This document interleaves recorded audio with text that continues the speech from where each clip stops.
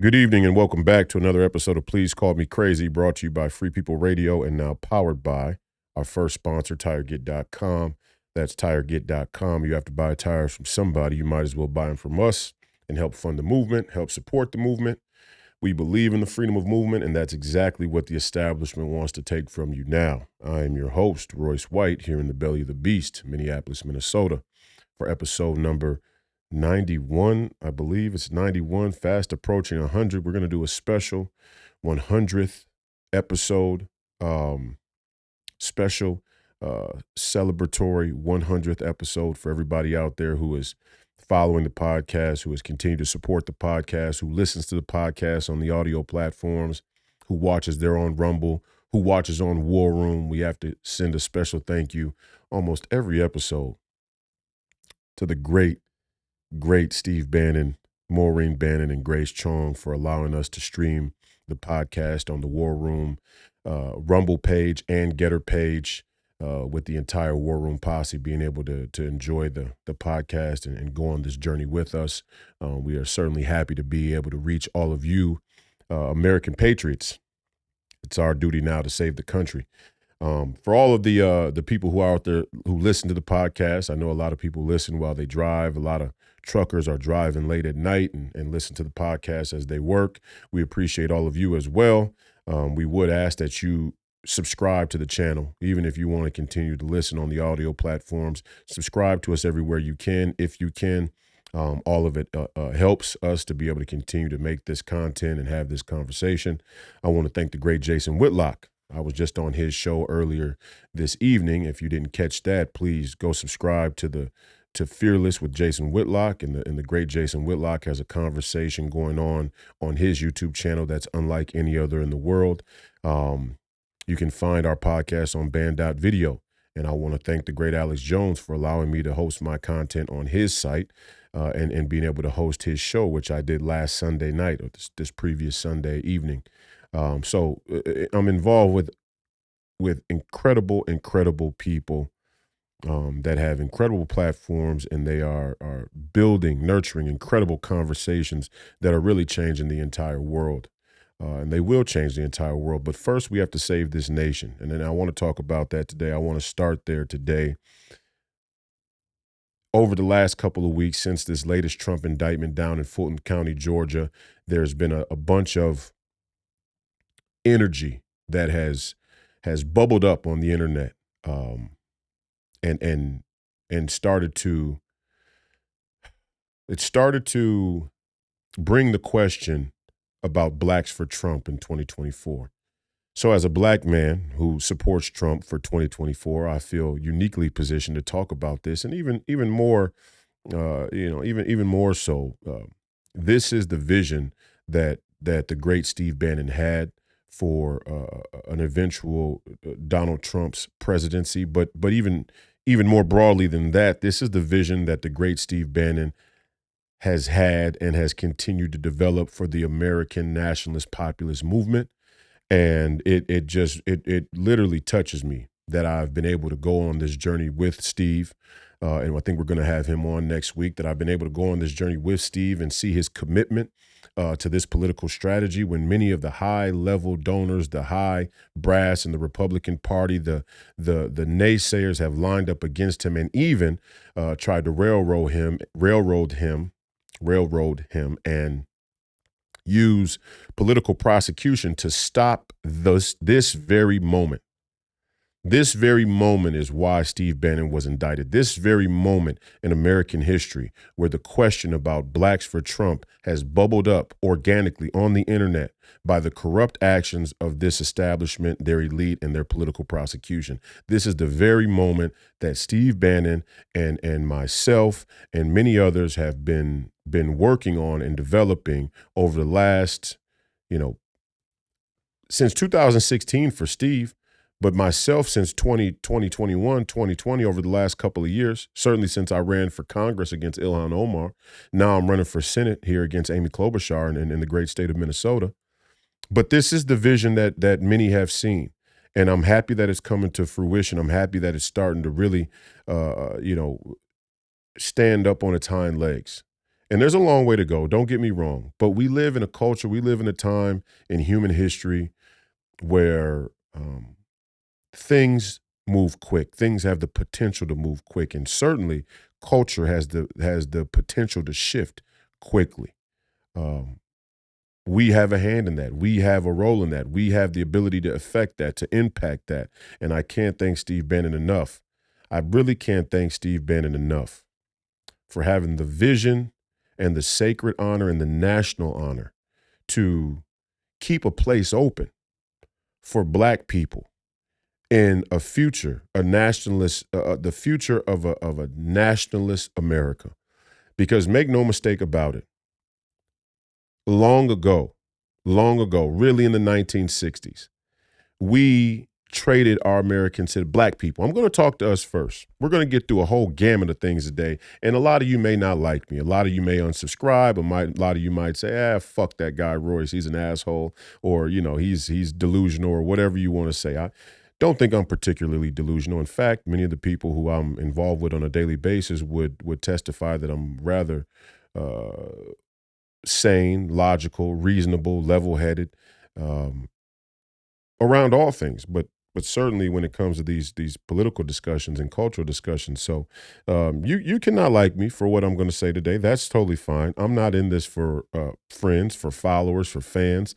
I'm in this to tell the truth and in hopes that the future for America is a future that is based on a foundation of truth. That's where we've really gone wrong here in our past. The momentum of moral hazard that stems from lies and corruption and the complacency with lies and corruption. But let me start with the Black community. I want to deal with my own first, if I can, and then we're going to talk some about the Republican Party and what I see going on inside the party. And to preface this, if any of you haven't yet, you should go back and listen to the Twitter space that Jason Whitlock hosted last night, Blacks for Trump. And we had a number of Black conservatives on that Twitter space. It was about a 2.5 hour event. And, a lot of points were raised. A lot of things were discussed. A lot of things were disagreed upon. And then, we found common ground. And it was just an incredible conversation between some leading Black conservative voices. And I'm proud and happy that I was a part of that. But the question again came up, Blacks for Trump, is the tide changing? Is the tide changing? Are Black people open to the possibility of voting for Donald Trump? And the obvious answer is yes. I mean, if you're jacked in to the zeitgeist, right, to the conversation online, which is where most of the conversation is happening these days, there's no doubt about that. If you're jacked into that conversation, you can see slowly but surely that Black people, in some, let's say, unquantifiable number, it's hard to really quantify, but you can definitely see that there's a lot of traffic and there's a lot of momentum building in the direction of Donald Trump with Black Americans. And that's a great sign. That's a great sign. The work is not done. And I'm gonna discuss something that I think needs to be discussed here and now on the front end of this. Yes, the tide is changing, but many Black people suffer from a lack of understanding around one fundamental concept: citizenship. And the value of citizenship. And many of us have been sold this dream, primarily Black women, have been sold this dream that the expansion of the federal government, the infinite expansion of the federal government, is a net positive for them. And Black men have gone along with it because Black women, they own a lot of the political, cultural, and most importantly, sexual capital in the Black community.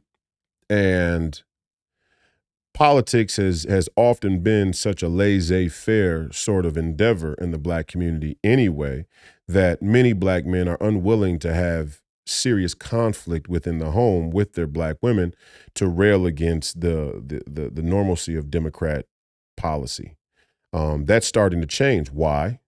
Partly because the Democrat Party, the Democrat elites, the neocon, neoliberal elites that includes many rhinos and people who say they're Republicans but are in fact Democrats, liberals, neoliberals, that establishment has promised the black community certain things. They've promised them a level of prosperity and a level of wealth, and they've constantly used the Republican Party as the juxtaposition to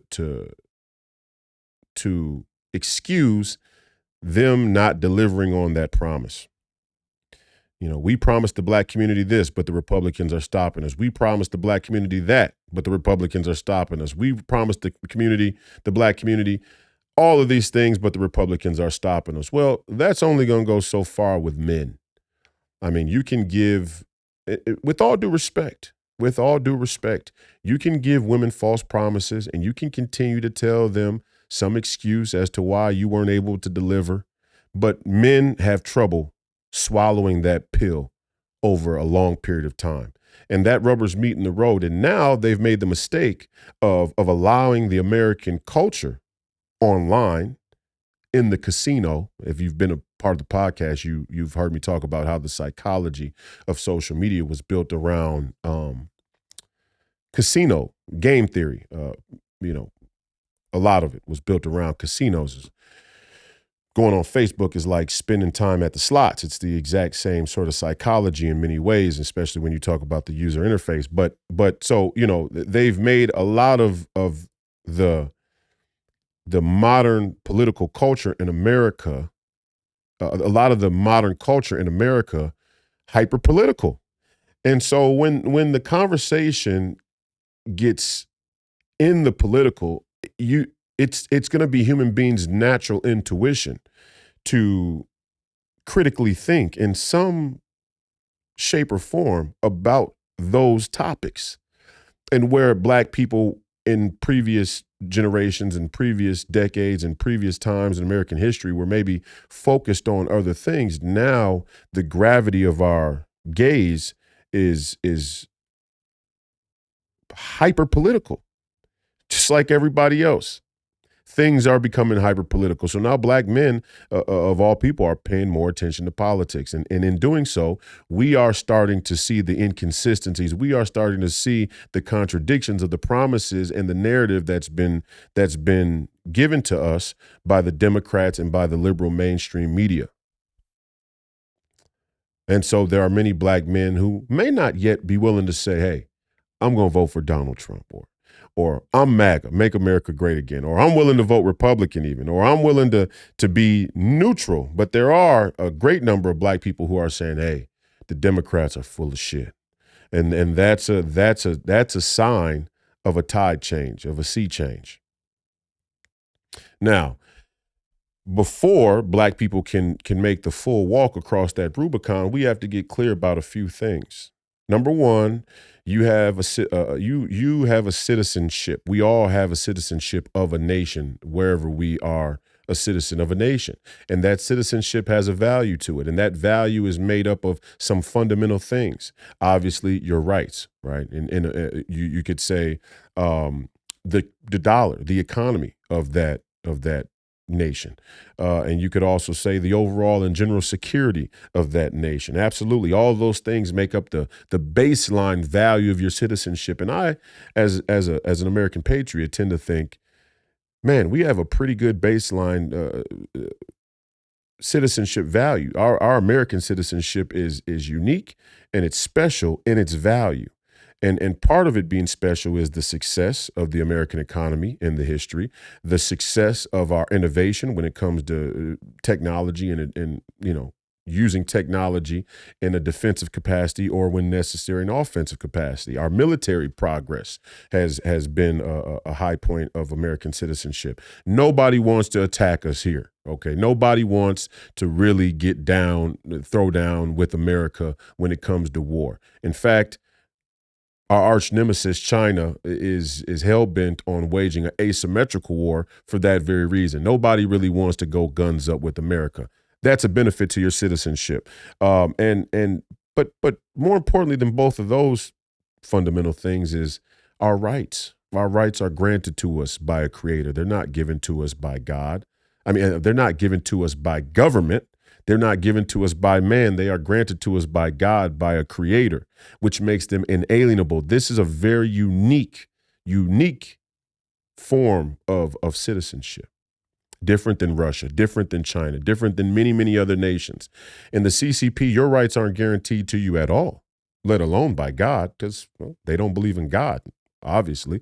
But they really, and it's not by accident that their lack of faith in God and the formulation that one's rights is granted to them by a creator starts to represent itself or rear its ugly head in how they treat their citizens when it comes to rights. Their rights don't really exist. Their rights are arbitrary at the whims of the CCP and the government whenever they decide, right? And we don't have that same problem here in America at that level. So black people have to understand that the question is American citizenship or global citizenship. American citizenship is citizenship, and global citizenship is really no citizenship because there is no global community. There is no global citizenship. There is no value to a global citizenship. In order to have citizenship, it has to have some type of constraints where somebody can actually reap the benefits of it. If not, it's nothing. It's fairy dust. It's a fugazi. It doesn't exist, right? If the citizenship isn't constrained to a place or time, then there's really no way to extract any value from it or to have any measurable benefit. And that's not by accident. It's not by accident that our global elites want you to view yourself as a global citizen. Therefore, they don't have to render any of the promises that they've made. And they can continue to devalue your standard of living, your cost of living, your citizenship, however far they need to stay in control and to keep you on the Ferris wheel, to keep you in the amusement park 24/7, 365. And that's what they plan to do. And in fact, the greatest Ponzi scheme in American history is not the Federal Reserve. That would be number two.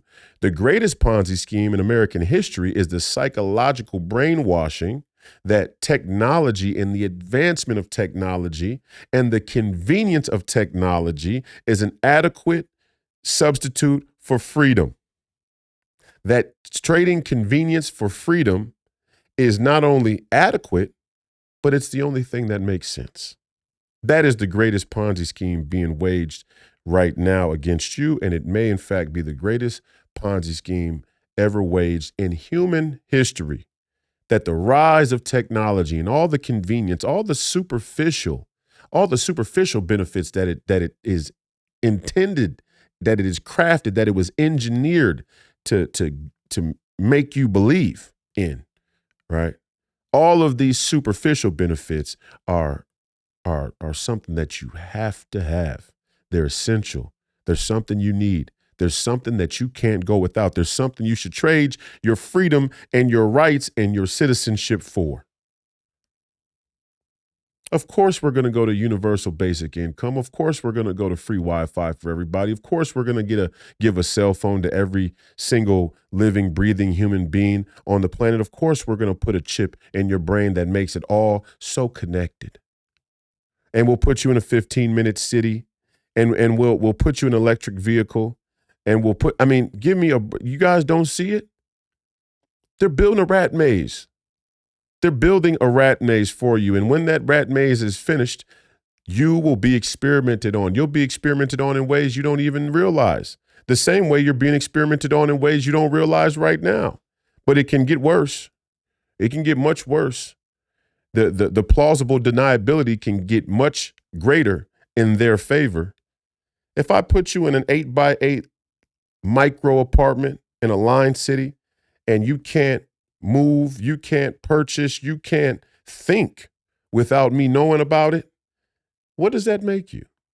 I think it makes you a slave. But hey, feel free to tell me I'm wrong. Like I said yesterday in the Twitter space with Jason Whitlock, y'all stop me when I stop telling the truth. I have no problem with it. Tell me if I'm wrong. That sounds like a prison to me. And it's what they're promising you. right? First they promised you to redistribute the wealth. Then they promised you that they were going to eradicate racism. Now they're promising you that they're going to eradicate climate change and that they're going to eradicate inequality for the LGBTQ and all the black trans lives. I mean, give me a break. These promises are getting as outlandish as they are undeliverable. They're undeliverable. These promises cannot be delivered on.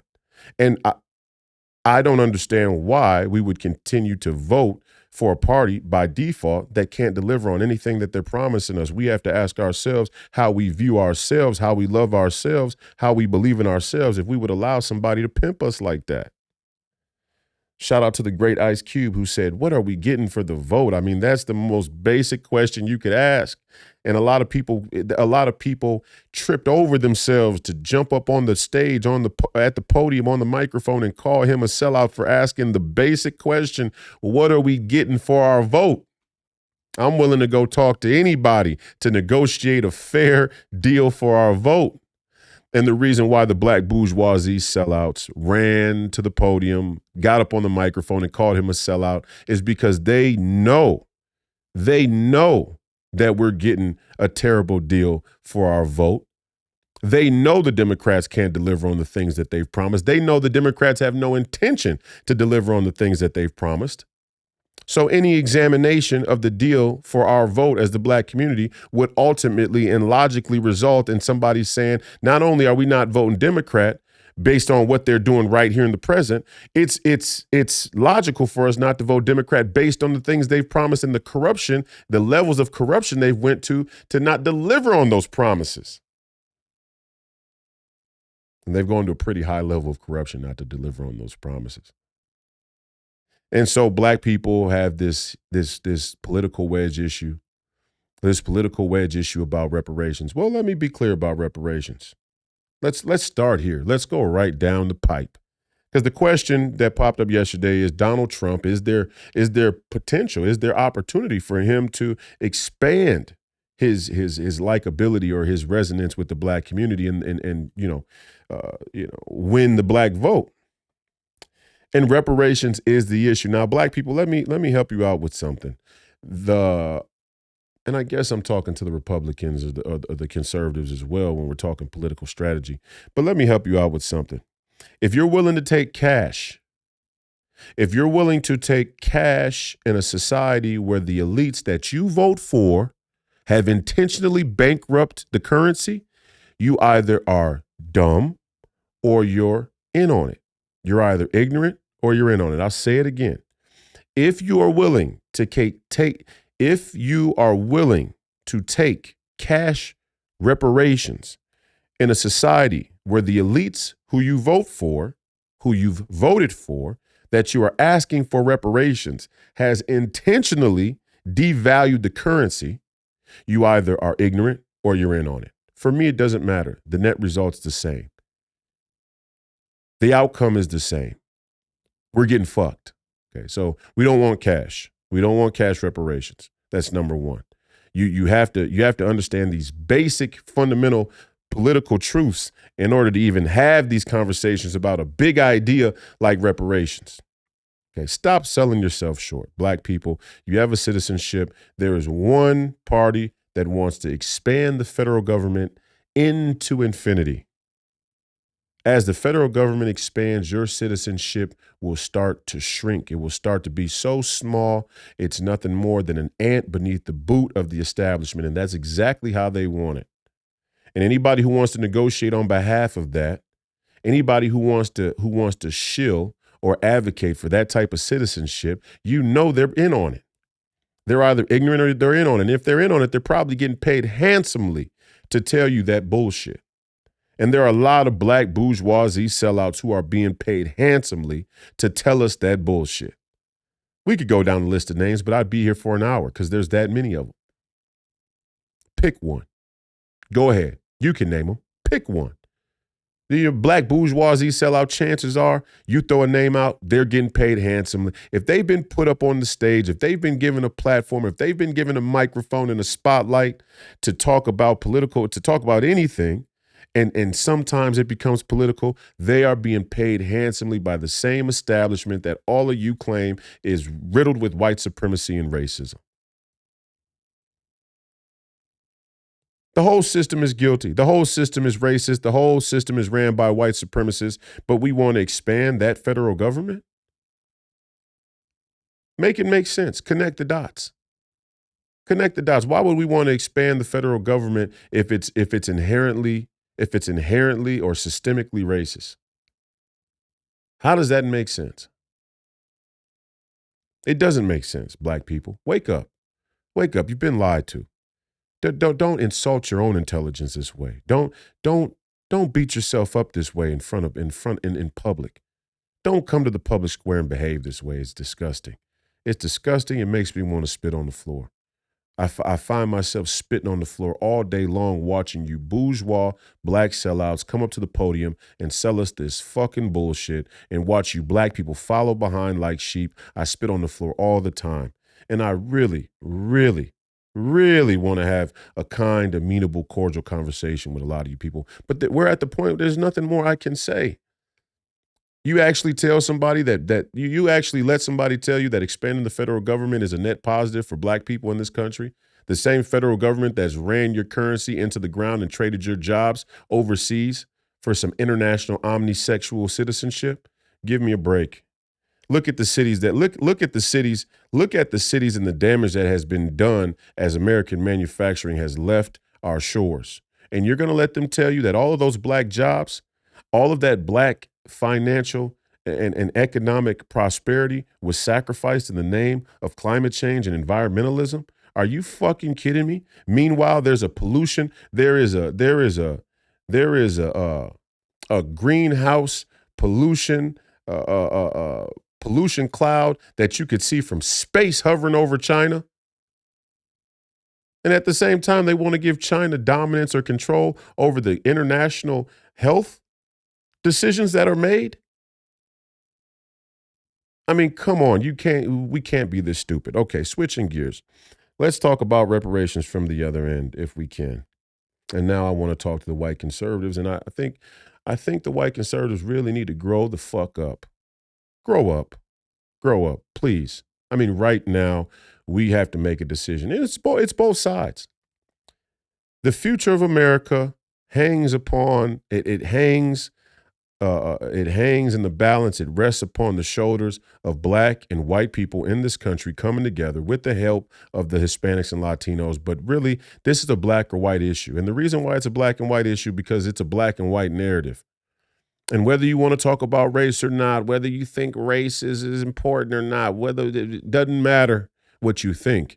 Let's talk about what is. Remember, facts don't care about your feelings. So I don't care how uncomfortable you feel with talking about race. The fact is that the liberal mainstream media industrial complex has used the race narrative to drive a wedge between working class people in this country. And that is one of the biggest political weapons ever developed in American history. And it's a very fruitful weapon. It's really a well that never runs dry, isn't it? Because we can't seem to get ourselves past very, very basic historical issues. One of them is reparations. And right away, you'll see in the comments, for all the places where the live chats, the people who immediately go, I say no to reparations. They're in on it. Either they're ignorant or they're in on it. Simple. Get the fuck out. Go caucus with the Democrats, you dumb cuck motherfucker. Okay? Now, again, let's get a few things clear with the reparations argument. Anybody who would suggest that there should be a special tax on white people is fucking dumb. They're either ignorant or they're in on it. Anybody who would say that white people specifically should have to go into their personal net worth to pay back black people are fucking dumb. They're either ignorant or they're in on it. But nobody's really saying that, at least nobody who you should take serious. When I'm talking to you, you better fucking take it serious, or you can turn the fucking channel. And that goes for being in person too. When I speak to you, you show some fucking respect and take it serious, because I'm not doing this shit for fun. I'm not doing this shit for thrills. I'm not doing this shit to make myself feel better. I'm doing this shit to save a fucking country. And all these conversations that I'm having and the ideas I'm sharing are in the interest of saving the fucking country. So you will take it serious. It's not optional. Okay?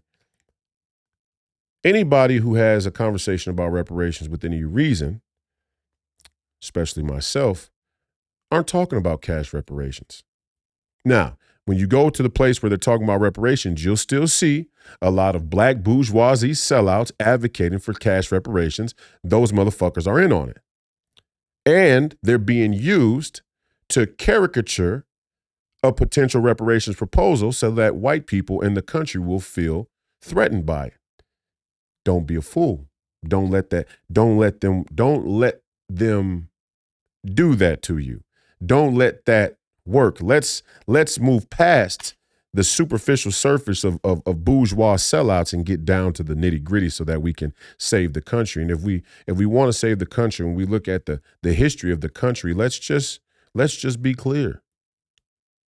Black people were not the only slaves. We were the majority of slaves. We were not the only slaves. So how would everybody feel if we opened the reparations proposal up to anybody who ancestors were slaves? I'm totally fine with that. I think that's a great idea. In fact, I'll even throw another bone. I think that the Civil War veterans, that the people whose ancestors fought in the Civil War, either on the Union side or the Confederate side, should also get reparations. Oh, yeah. Civil War soldiers, reparations, for sure. Absolutely. Yeah.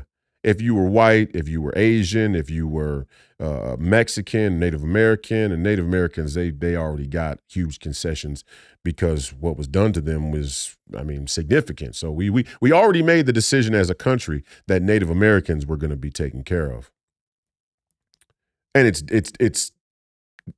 it's reflects not so good in their communities and what is going on in their communities with mental health and drug and alcohol abuse and all these other things that trouble a lot of the reservations and the Native communities around the country.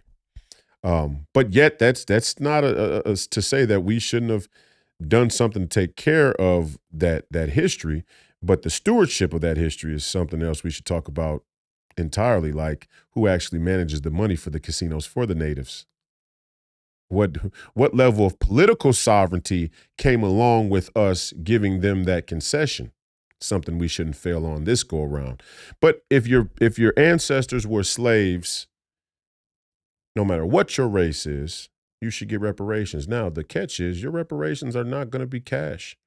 We're not giving out cash because the country is $32 trillion in debt. There's no cash to give.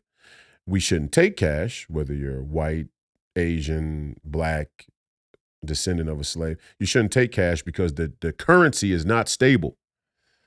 Okay? But one thing we should do is onshore American manufacturing. And we should use reparations as a bridge to onshore American manufacturing. And we should give out land. Land is something that would do well to repair any grievance in our American history. And in giving out that land, which probably would come through the federal government, once again, we would shrink the federal government. There is currently 645 million acres.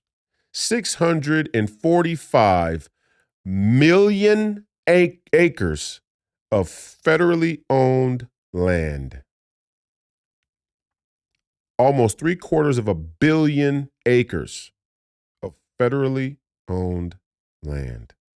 And for all you Democrats out there, all you liberals, all you people who vote for this progressive fourth industrial revolution, globalist, omnisexual, metropolitan citizenship, these promises of prosperity and equity.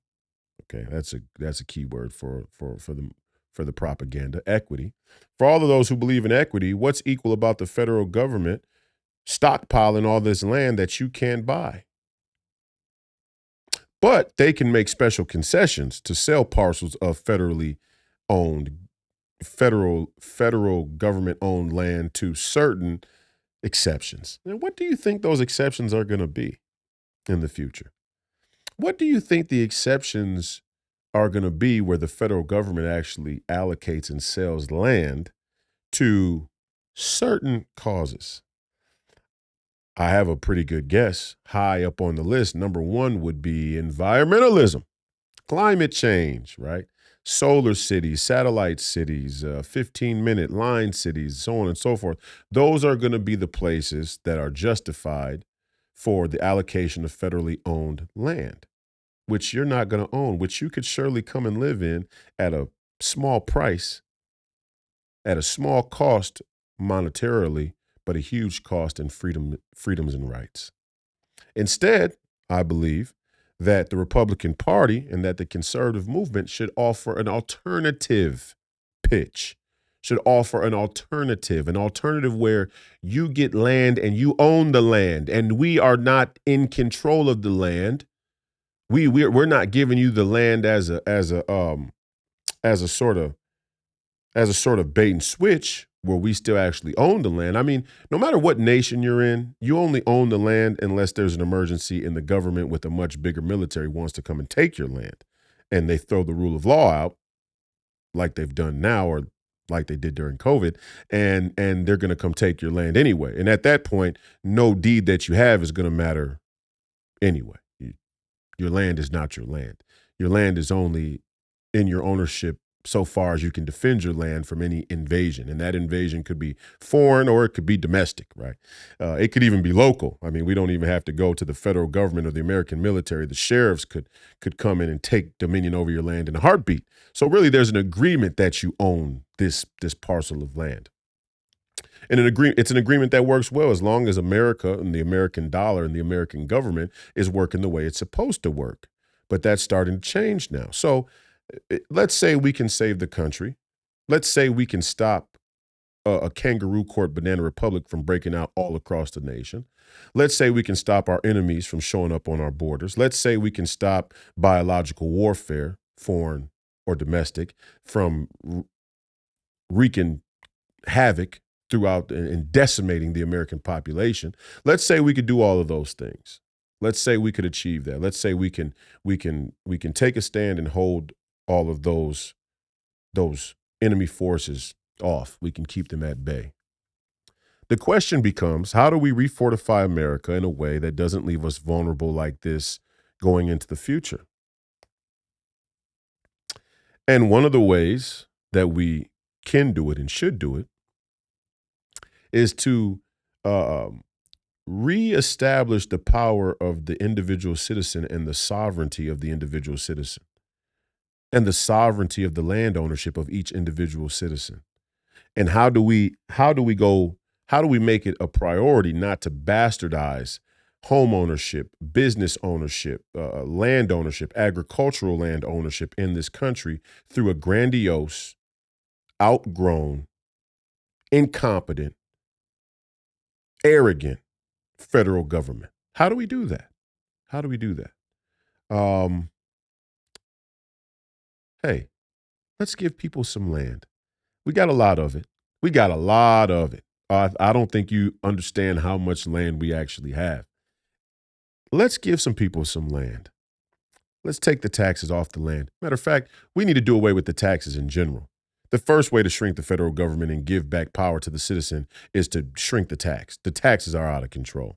And yeah, you could say, oh, well, you tax the corporation and the corporation has the monopoly and blah, blah, blah, blah, blah, blah, blah. Hey, listen, the taxes are unconstitutional. I don't care which way you split it. The only thing that's happened in America is that our political elites, our medical elites, our military elites, our media elites have conspired to convince you that they know how to spend your money better than you do because of their education and expertise. That's all that's happened in this country. That's why the tax is 50%. You work for $1, you give us 50% of it because we know how to spend it better than you do based on our expertise and education. Well, for a 50% trade-off for every dollar we make, you better have a damn good success rate of knowing how to spend that money. And we see through clear evidence, not only do you have a good success rate, your success rate is abysmal. It's terrible. The federal government has shown no consistent ability to properly spend our money. It's a fact. Okay. So the taxes need to go immediately. Let's give people some land. Let's do away with the taxes. Let's create incentive for those new landowners, those new homeowners, those new agricultural owners, be they white, be they Asian, be they Mexican, be they black, be they whoever they are, that got this reparations due to the history of slavery in their ancestors, with their ancestors. Let's incentivize them to help us rebuild and refortify the stability of the American economy based on American manufacturing. Boom. Easy concept, no cash. So I throw out a proposal like that, and immediately you'll see people start to reject it. And we have to ask ourselves, who are these people? Who are these people who are so emotionally tied up in the political and social narrative, one way or another, that they can't hear perfectly sane and logical proposals? Are these people fit to lead? Are these people that we should follow? Are these people we should put our trust in? Are these people we should let dominate the conversation? Are these people we should even really let in the conversation? And I don't mean to kick anybody out. We're not going to censor you, but when you come up to talk to me in person, I'm going to tell you, shut the fuck up in a heartbeat. Now, shut the fuck up. Go caucus with the Democrats, you cuck motherfucker. No problem. Hey, if you don't like it, you can fight me. You know, you could try and kill me. You do whatever you want to do. I mean, this is a society. The court of public opinion is the court of public opinion. When we're out there in the court, shit goes down, and that's how it's supposed to be, right? People have different opinions. People have different ways they want to handle the difference in opinion. I don't mind that at all. What I don't like is this sort of creeping normalcy of a cultural creeping normalcy of being complacent with the corruption of the status quo. That I have a problem with. That I'm willing to sacrifice my safety to change. That I'm willing to sacrifice my freedom to change. That I'm willing to sacrifice my life to change. The creeping normalcy of corruption in the status quo is something we cannot become complacent with, and we have. And we're willing to give all these excuses why we're complacent. And even around reparations, it's easy. You're not going to outbid the Democrats. You think you conservative, you Republicans around the country think you're going to talk about the economy broadly, the economy in a broad sense, and outbid the Democrats? The Democrats are not pitching the success of an economy based on the dollars in people's bank accounts. That's not real. What they're inferring, what they're insinuating, what they're giving the unspoken message that is being sent to the American people, especially in the black community, is as we expand the federal government, watch your boat rise. Watch the technology get better so you can have more convenience to be jacked into the new technocratic future. And you don't need to own anything. It's a simple fucking equation. When the New World Order and the WEF are offering to give people an incredible high where they can be happy and own nothing, what is the obvious counter strategy? To give people ownership. Duh. If I have to say it again, I'm going to start slapping some of you dumb motherfuckers. It's a very, very simple equation. The World Economic Forum and our global elites that want a metropolitan, omnisexual, technocratic society with global citizenship, you're going to be happy and own nothing.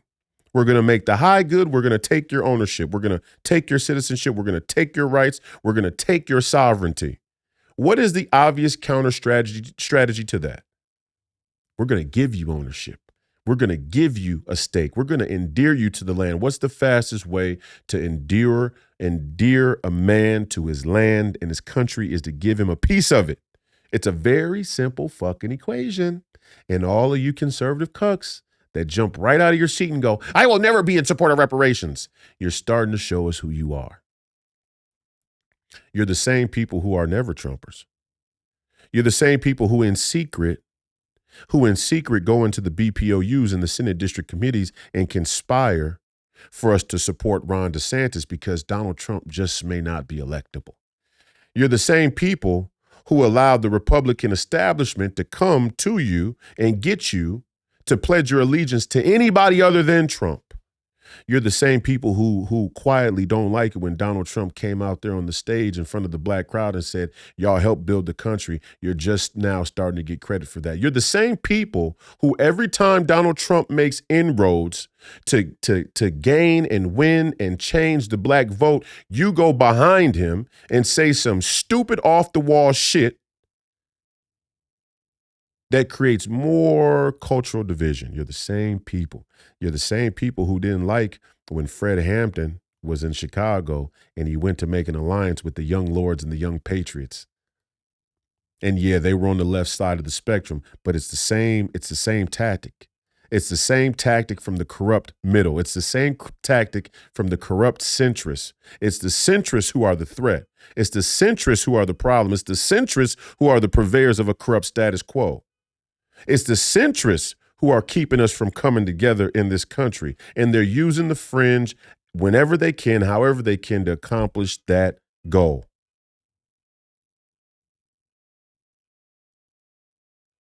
That's what we are in danger of. We are in danger of the managed decline of the corrupt center and the corrupt status quo from the centrists in this country. That's the problem here.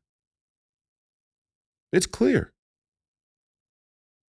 The centrists want to tell us, hey, that's a little too extreme over that way. Come on back to the middle. Oh, that's a little too extreme over that way. Come on back to the middle. And somehow they all agree. They all agree that Donald Trump is the enemy. And I consistently see black people all across the country come to the town square. They come to the public square. They come to the campfire with nothing but compliments on Donald Trump. And then all of a sudden, you see a scramble to clear them out. Oh, we could definitely. Not only could we should. We should come up with a reparations package. We should come up with a reparations package that endears the descendants of slaves, whatever race they may be, to their land by giving them a new peace and the restoration of American manufacturing and the stability and security of our country, because our border is wide the fuck open. And it's not just open down in Juarez. Our border's not just open down in Mexico. Our border's not just open up there in Canada. Our border is open right there on the east and west coast. Our border is open right there in Washington, D.C. Our border is wide open to economic warfare, asymmetrical economic warfare. We're at war. We're at war, foreign and domestic.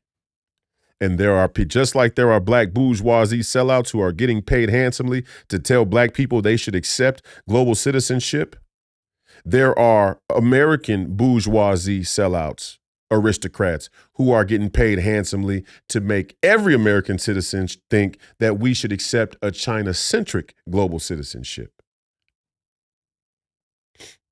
Wasn't it Donald Trump that got up on stage and said, I'm not making any money in the Ukraine? You are. I'm not getting paid by the Russians. You are. I'm not getting paid by the Chinese. You are. Joe Biden. Those things we found out to be true. So why would we allow the China? I mean, I still, all of you people out there who don't like this reparations proposal, first off, you can go fuck yourself. Go caucus with the Democrats, because I know who you are. I know who you are, and I know what you're doing. First of all, at the high end, it's malicious and it's nefarious. On the low end, you're just fucking stupid. Either way, I told you, it doesn't matter if you're ignorant or in on it to me. The net result is still the same, and my response is still the same. Fuck you. If you're dumb and I give you the information and you still can't process it, I can't spend much time giving it to you any more plain than this. It is a matter of national security to let the Chinese manufacture our motherfucking antibiotics. It is a matter of national security to let the Chinese manufacture and produce a large amount of the steel that we use in this country. It is a matter of national security to let the Chinese manufacture and import a good majority of the rubber that we use in this country. It is a matter of national security to let the Chinese manufacture, import, or develop any number of electronic devices that we use in this country. All of this is a matter of national security. And the question that black people and white people have to come together and ask themselves, is our racial animus towards one another more important than saving the country? Is it more important than coming under the tyranny of the CCP? Is it more important than letting the freedoms and rights and constitution that protect American citizenship? Is it more important than letting those things go up in a ball of flames? Because they are currently on fire. All of those things are currently on fire. You're going to let the CCP, our mortal national enemy, manufacture the fucking antibiotics rather than create a nice American spirited reparations package where we give people land and we tell them, go fortify the nation. And see, none of you have a problem, and none of you white conservatives out there who have a problem with this, none of you have a problem with black men going into the service. None of you have a problem with black men being soldiers. See, but you don't yet understand that the culture war, the political war, the economic war we're in is an asymmetrical war. It's actually a war. And if you start to view it like a war now, you could hopefully see the benefit and the advantage of giving black people the weapons to go fortify the country, you cuck motherfuckers.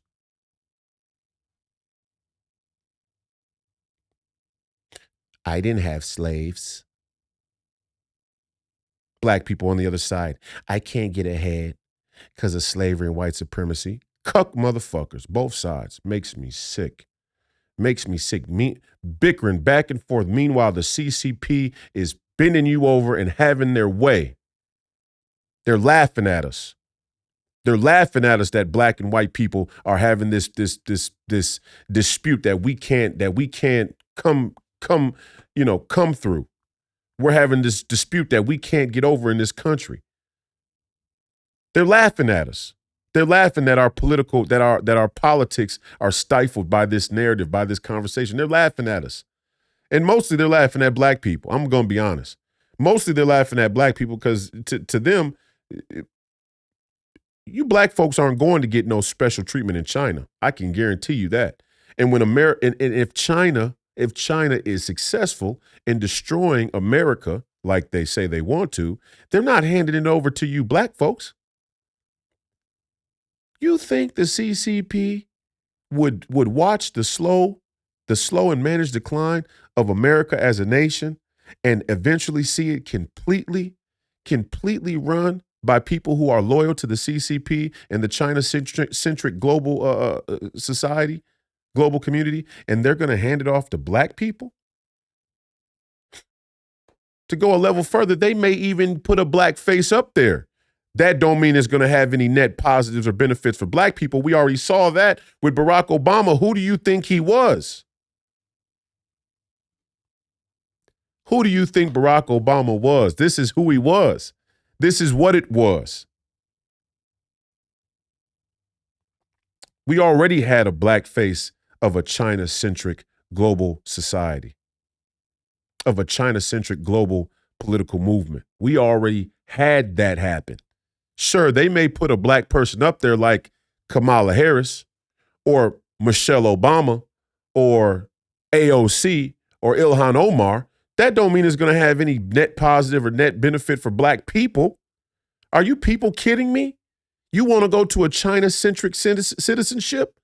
You want to go to a China-centric global citizenship. Are you fucking kidding me? And white folks, because y'all didn't own slaves personally, you can't wrap your mind around a reparations package that has no cash impact on you so we can give black people all across the country the incentive to go refortify the nation? Are you fucking kidding me? Meanwhile, you come down with fucking bronchitis and you run to the doctor and get a prescription for a fucking Z-Pack that's manufactured in China. Are you fucking stupid? Go fuck yourself. I'm sick of it. I'm sick. All of you motherfuckers, get the fuck out.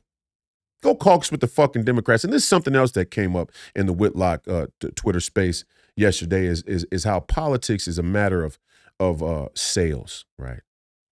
The great commercialization of American politics and how every good politician has to be a good salesperson and how you have to come in with you have to lead with kindness. You can't insult the person who you want to sell something to. You can't insult the customer. Fuck that. I'm selling a product that sells itself. It's called the truth. Either you want it or I don't want you as a customer. And that is the real way that American leaders should think, should have always thought, but certainly need to think like today. That is how leadership must be measured today. I'm not here to tell you what you want to hear. I'm not here to tell you what's going to keep you around. I'm not here to tell you what's going to make you feel good. I'm going to tell you exactly what the fuck you need to hear. And if you can't handle it, then go ahead and you know, listen to somebody else. Go listen to fucking Hannity. Go listen to fucking Jesse Waters. Jesse's all right. He's okay. He's okay. But they clipped Tucker for a reason, right? We all know the deal. Go listen to fucking Sean King or Jamel Hill or I don't know who the fuck you people even listen to. It's hard for me to comprehend who you people even really are listening to. Who raised you is what they used to say in the neighborhood. This is what my some of my elders would have said. Who raised you? Who raised you? Who taught you that shit? Who taught you how to do? How are you walking around like this? What are you reading, listening to, watching that has you people walking around with this type of this approach, this mentality around your citizenship, your civic duty, your civic responsibility? Who are you watching, listening to, or reading? What are you reading? What are you listening? What are you consuming that has you walking around like this?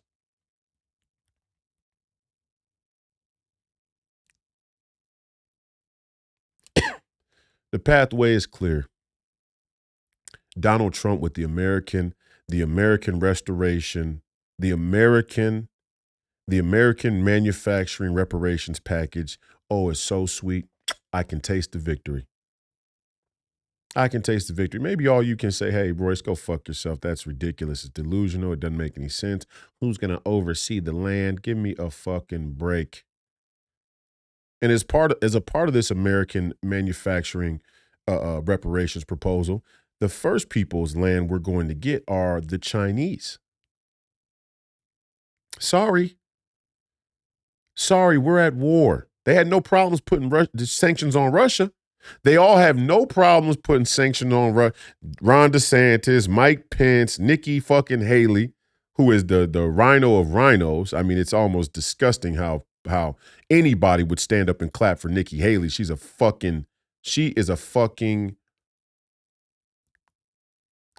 a complete fucking caricature of some pipe dream that some political elite donors want to pass off as some conservative woman that you all can put your faith in. It's fucking horrifying. I can't even believe that she has any support. The fact that Nikki Haley has any support is a telltale sign of just how fucked up our American mindset has become. I mean, you're talking about a woman who should walk up on stage and garner no support whatsoever. The fact that she has any support is an indictment of us. It's an indictment of all of us, not just the people who support her. It's all of us. Because we shouldn't even accept that shallow level of political participation. It's ridiculous. It's not because she's a woman. It's because she's a fucking moron. And she's a sellout. And she's running around with big bank donors and trying to get as much political capital as she possibly can by pledging her allegiance to anybody but Donald Trump. And really, what the deal they're really doing is they're going to pledge their allegiance to anybody but Donald Trump with the contingency that if he wins, how can we smuggle one of these rhino motherfuckers or a group of these rhino motherfuckers right there into his inner circle? VP, advisors, and so on and so forth. There's some type of deal. They're already putting in place. Rest assured, they're already putting the contingency in place. Let's say he wins. Let's say he wins the primary, which it seems he's a Sherlock to do. Let's say he wins the presidency. How can we railroad this man in his last term? And while he's in his last term, we'll try and stifle him until we can get past Donald Trump, because once Donald Trump is off the board, imagine what the political narrative and dialogue is going to be like. This man has dominated the political discourse for the better part of the last decade. Since 2016, Donald J. Trump has dominated the political discourse. Like him, love him or hate him, doesn't matter. He's dominated what's going to happen when he's no longer on the board? When it's no longer him to talk about? Who's the new person they're going to spend all their time getting you to hate, conspiring against? Doesn't that speak to the legitimacy of Donald Trump right there? That all this energy has been invested in trying to stop him? All this energy has been invested in talking about him constantly, 24/7, 365 days a year, from all these same media institutions that all of you say we shouldn't trust? You agree we shouldn't trust? But when they talk about Donald Trump, oh, we should trust it.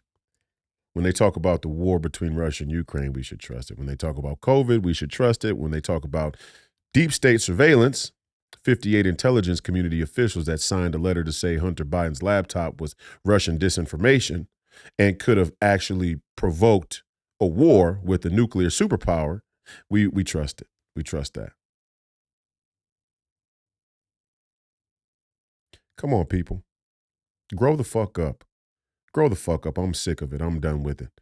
Either we're going to grow the fuck up. Either we're going to grow the fuck up or we're going to ship the fuck out. Or we're going to get crushed beneath the fucking boot. And I hear all of you fucking cucks online and in the comments saying, I love the podcast. I love everything but the F word. Go fuck yourself. Fuck you. Fuck off. You can't take the F word. You can't take the F word, but you're cool. You're okay with the F word being in your books that are getting smuggled into your schools through federally funded or state-funded educational curriculums and district, oversight. You're okay with any manner of perversion that's going on through the public school system. You're okay with your churches, your places of worship, your faith institutions selling out to the federal government for a tax exempt status and not talking on political issues while the Christianity of this country goes right down the drain. You're okay with that, but you can't take the F word? Fuck you. Fuck you, you lying piece of shit. You're just as bad as the communists. You're just as bad as the socialists. You're just as bad as the Marxists. You're just as bad as the corrupt centrists. You're just as bad as them. When you come to the public square with that milquetoast soft ass shit in a time of war, you're no, get the fuck out of my way. You see, that's me coming through. Get the fuck out of here. Because when you're at war and bullets are flying, I don't have time to come and coddle you. You know, I'm not going to kill you if I can help it, right? If I can help it, I'm not going to kill you. I don't want to hurt you, but you're definitely get the fuck out of my way. You dumb motherfucker, you're going to get us killed. And it's a real diagnosis of the American mindset, even on the conservative side, that we still find time to bitch and moan about things like profanity But the Federal Reserve is going to turn you into a serf. They already have. And you're worried about profanity? Like almost as if, hey, I'm okay with being a serf as long as I can stay away from profanity. What? What? I mean, okay. Hey, if that's the way you're rocking, fine. But it's certainly not what our American founding fathers had in mind for us. In fact, what the American founding fathers wrote in the Declaration of Independence and the Bill of Rights and the United States Constitution can only be described as radical. Oh, they were radical. Gripping, riveting language cannot be described as anything other than extremely radical politically. Because to defect from the great British Empire that the sun never sets on, one's mentality would have to be radical.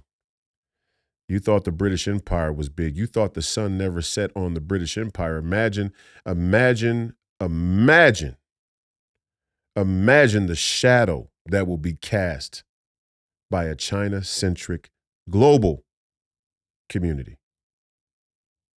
global hegemony between DC, Davos, and Beijing. Imagine when the sun would set on that empire.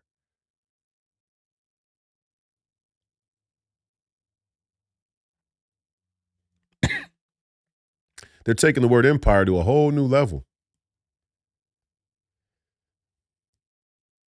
What is American citizenship? American citizenship is America.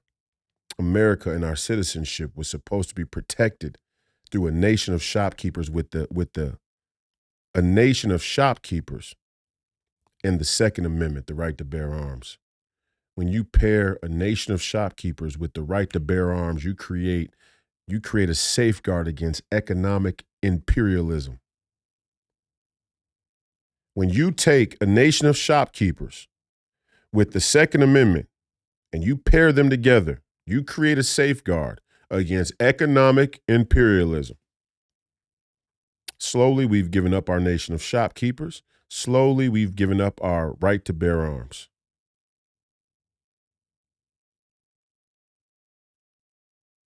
Black people. Oh, they use black people as a cudgel against the right to bear arms, don't they?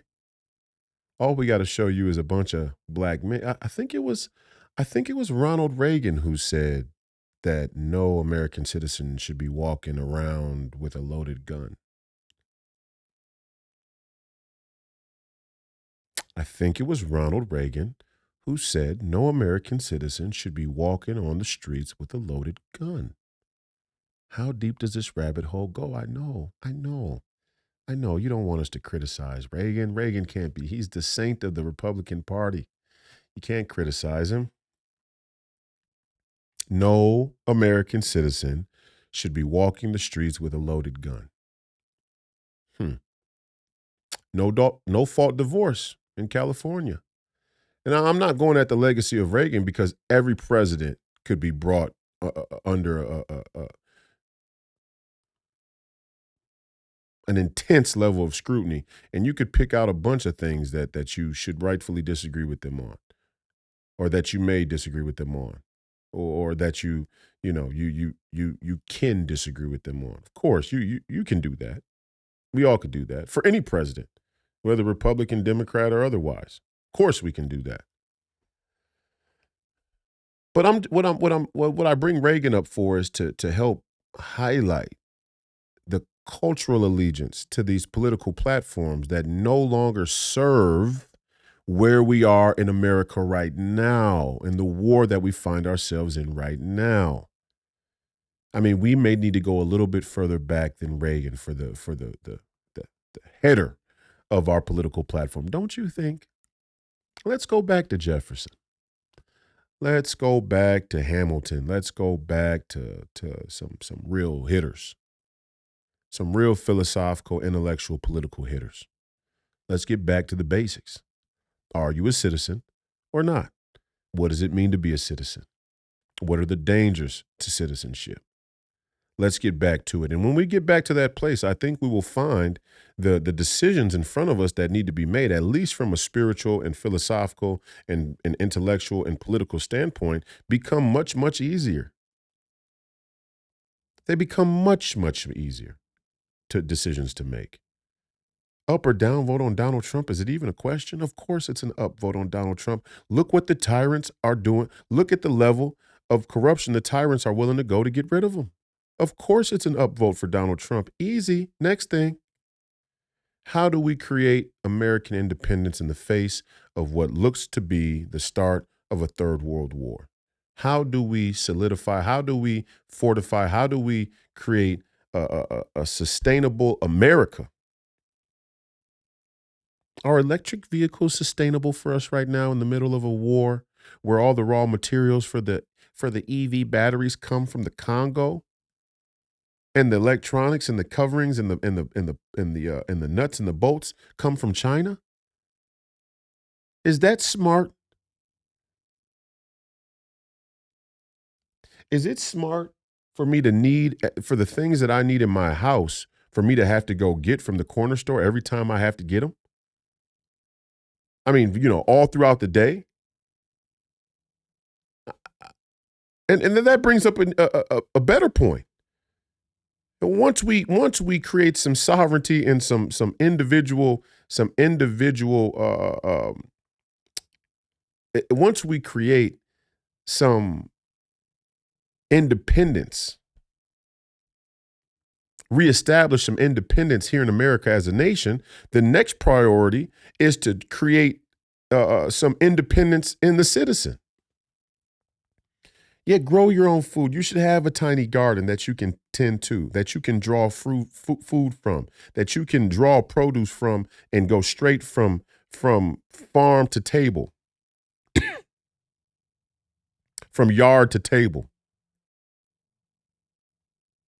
You should be able, each American citizen, get out of those fucking apartment buildings. Get out of those fucking, and nobody wants you, nobody wants to say that. Nobody wants to tell you that. Why? Because the commercial real estate business is a big business. And there are certain tax loops in the real estate business that allow you to not file a tax, not have a taxable event, as long as you have a property that has renters. For example, if I buy a house and I sell a house, it's a taxable event. If I buy a house and I rent it out, it's not a taxable event. So the entire commercial and residential real estate market is huge for renters, and apartments are huge, huge cash cows. That's why there's apartments in every metropolitan city you see. There is no shortage of apartment buildings that are going up all over the place. Get the fuck out of those apartments. We don't need a bunch of people stacked up in fucking apartments. We need people with reasonable, modest parcels of land that can farm their own food and fortify the stability and the security of this nation through the sovereignty and the productivity of each American citizen. A nation of shopkeepers. A nation of shopkeepers fortified by the Second Amendment. It creates a safeguard against economic imperialism. You take 300 million productive citizens, you give them their own land, you give them their own way to create food, you give them their own way to create energy. You give them their own way to create energy, and you tell me what nation is going to be big and bad enough to step foot on our soil, to fuck with us on the world stage. Nobody's going to want to fuck with us. That's what I want to bring to the American citizen, whether you're black, whether you're white, whether you're Asian, whether you're Native American, whether you're Hispanic, whether you're African, whether you're Middle Eastern. I don't care whether you're Jewish, you're Christian, you're Muslim. I don't care. What I want to bring to American citizens, what I want to bring back to American citizens and our citizenship is that level of nobody wants to fuck with us. Nobody wants to fuck with us. Not because we'll come and drop a fucking hydrogen bomb on you. No, not that. You don't want to fuck with us because we have a culture here in America. We have a mentality here in America. We have a profound sense of citizenship here in America that makes almost every single American citizen a force to be reckoned with economically, politically, spiritually, culturally, communally, familially. Our citizenship is our citizens are a force to be reckoned with. And we've all but given that over. And there is this belief, there is this concession that the shift of culture could not move rapidly back in a direction that gives that back to the American people, that gives that back to the to America as a nation. There is this belief and this concession that we can't regain that. That psychology, that brainwashing, that psyop is coming straight from the political elites that mean to sell you out. They want to tell you we can't go back. That's why they have such a hostility and animus towards make America great again. They want you to believe we can't go back to a time when America was much more independent, when America was much more self-sufficient, when America's borders were open, but on our terms, where our military reigned supreme, not because of our advancements in science and technology or bioweapons and gain of function. We weren't the big dog on the yard because of our nerdiness. Okay. Sorry for lack of a better term. We weren't the big dog on the yard because of the nerds getting together in a room and outsmarting the nerds from their country.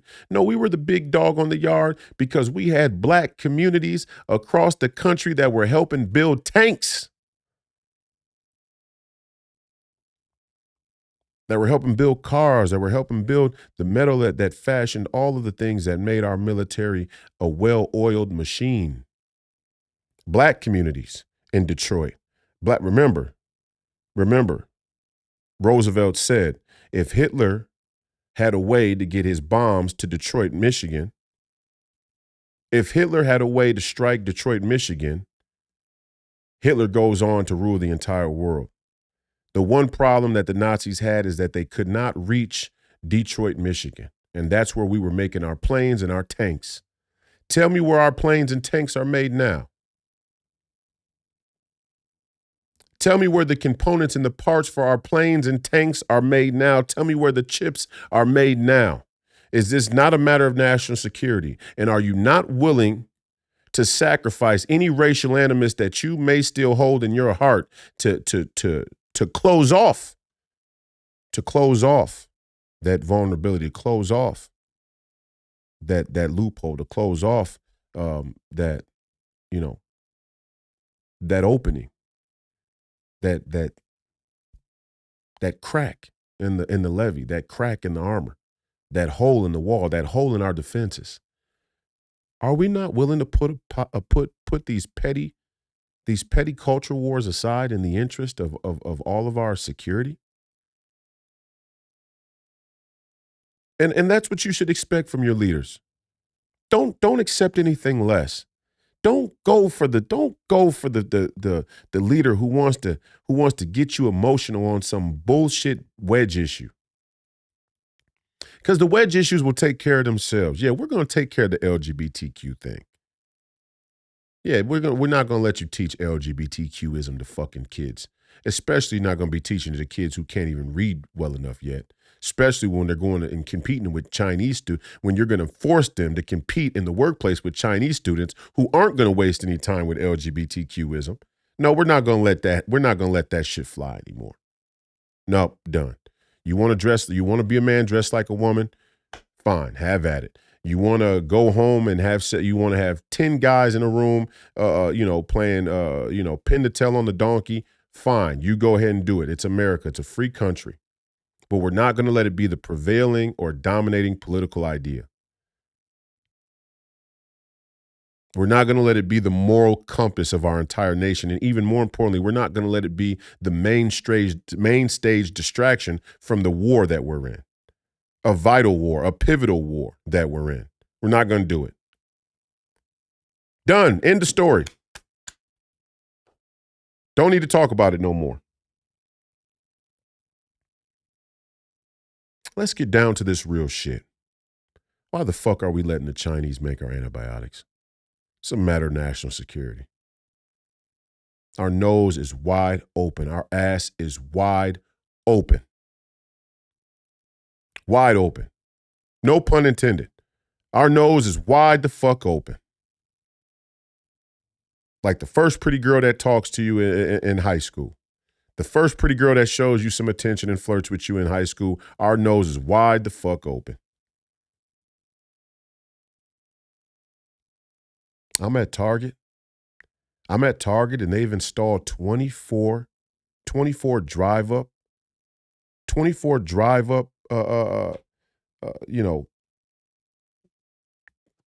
spaces, 24 drive-up spaces in the parking lot. What do you think that's for?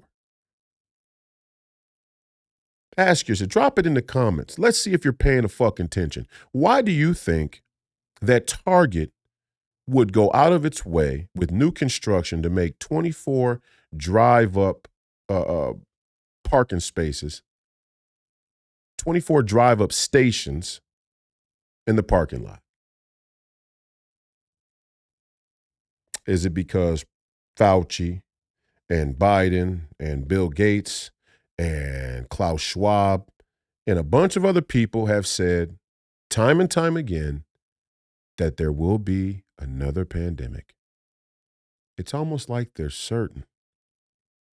Imagine the level of certainty you would have to have. Imagine the level of predictability, almost a mysterious level of predictability, that huge corporations like Target would start to rearrange their real estate format, rearrange their investment, rearrange their customer business interaction in the interest of, on the information of, on the authority of who? On the authority of who exactly?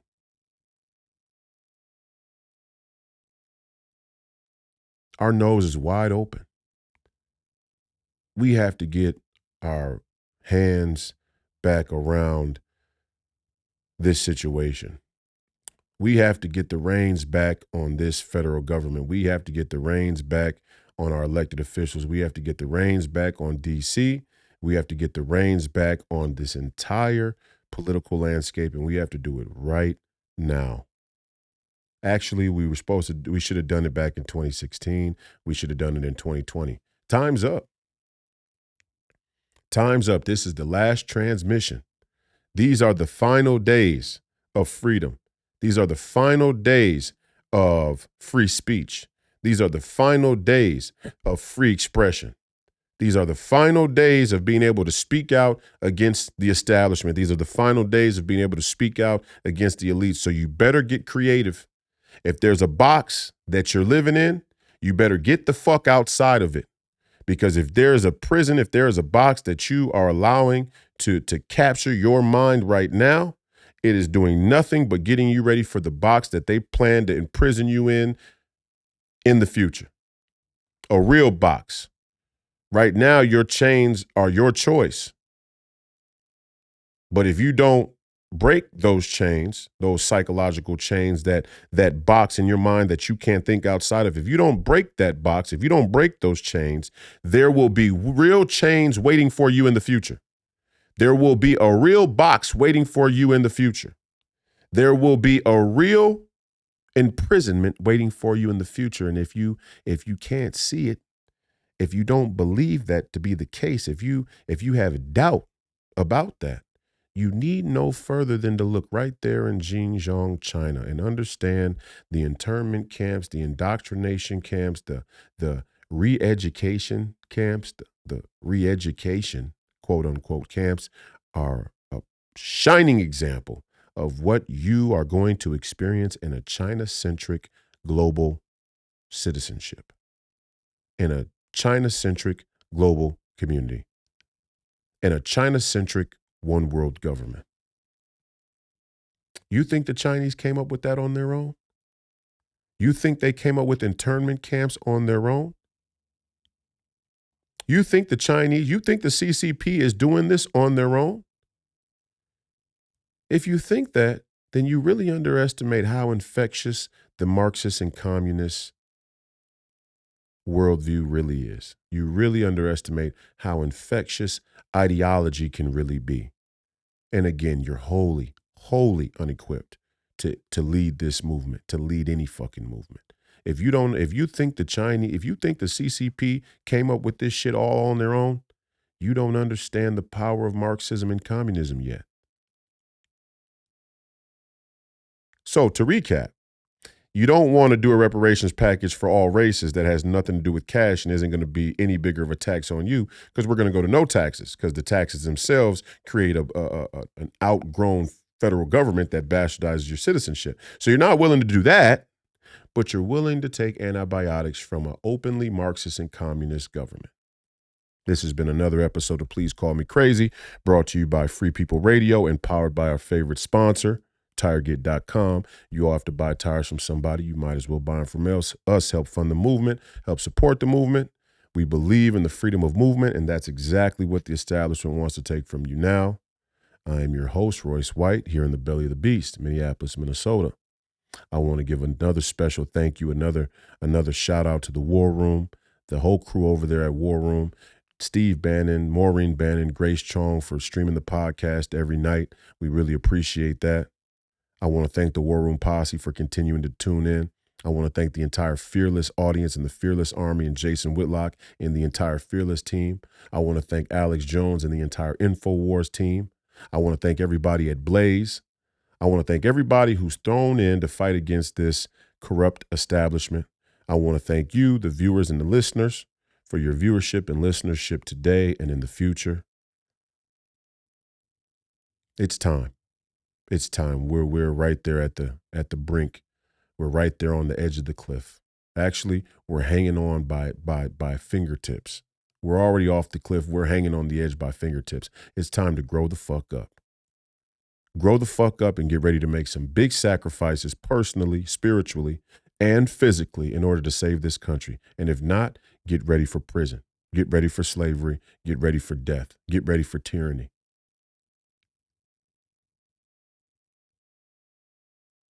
The fight continues. Don't die a jerk off. And as always, Godspeed.